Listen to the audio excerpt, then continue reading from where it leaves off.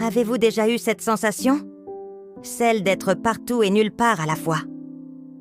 D'exister pour tout le monde, mais de vous oublier vous-même. Si oui, vous n'êtes pas seul. Des millions de femmes vivent exactement la même chose. Aujourd'hui, je veux parler de ces femmes extraordinaires. Ces piliers silencieux qui portent leur famille, leur entourage, leur monde sur leurs épaules.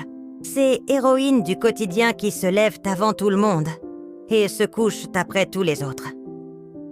Vous les connaissez. Peut-être êtes-vous l'une d'entre elles.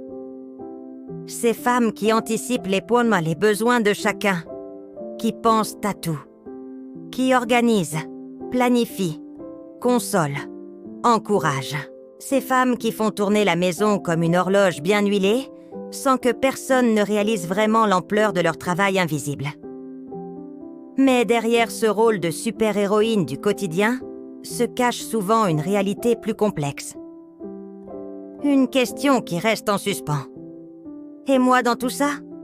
Combien de fois avez-vous reporté ce cours de danse qui vous faisait envie? Combien de livres attendent sagement sur votre table de chevet? Combien de rêves avez-vous mis en pause pour plus tard? Ce n'est pas de l'égoïsme que de penser à soi. Ce n'est pas de la négligence que de s'accorder du temps. C'est vital, comme l'oxygène dans l'avion. Il faut d'abord mettre son propre masque avant d'aider les autres. Mais comment faire? Comment retrouver son « moi » quand on a l'habitude de le mettre de côté? La réponse n'est pas dans les grands changements brutaux, mais dans les petits pas quotidiens. Commencez par vous poser chaque jour une simple question. Qu'est-ce qui me ferait plaisir aujourd'hui? Pas à vos enfants, pas à votre conjoint, pas à vos parents. À vous. Accordez-vous des moments, même courts, qui n'appartiennent qu'à vous. 15 minutes de lecture, une promenade en solitaire, un café savouré en paix. Ces instants ne sont pas du temps volé, ce sont des investissements dans votre bien-être.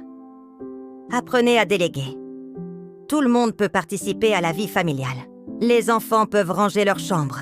Le conjoint peut faire les courses. La famille peut s'organiser différemment.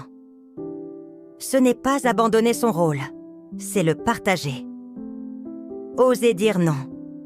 Non aux sollicitations qui vous épuisent. Non aux obligations qui ne sont pas les vôtres.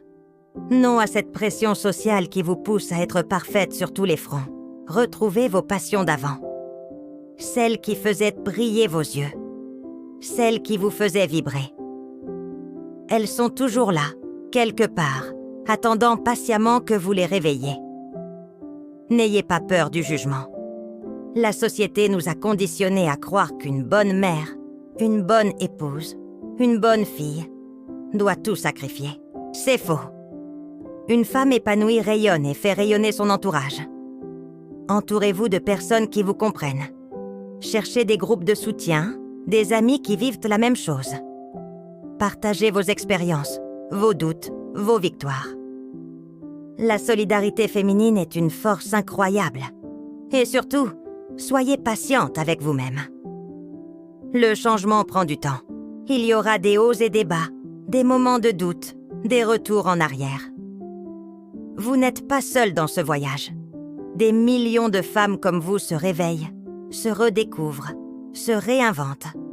Elles apprennent à exister pour elles-mêmes, sans culpabilité, sans honte. Alors oui, vous pouvez continuer à être ce pilier dont votre entourage a besoin. Mais vous pouvez aussi être votre propre priorité. Vous pouvez être forte pour les autres et douce avec vous-même. Vous pouvez donner sans vous vider. Si ce message vous parle, si vous vous reconnaissez dans ces mots, sachez que vous n'êtes pas seul. Cette chaîne est un espace de partage et de soutien. Abonnez-vous pour plus de contenus qui vous accompagneront dans cette redécouverte de vous-même. Partagez vos expériences en commentaire. Votre histoire pourrait inspirer d'autres femmes qui traversent la même situation. Prenez soin de vous. Vous le méritez.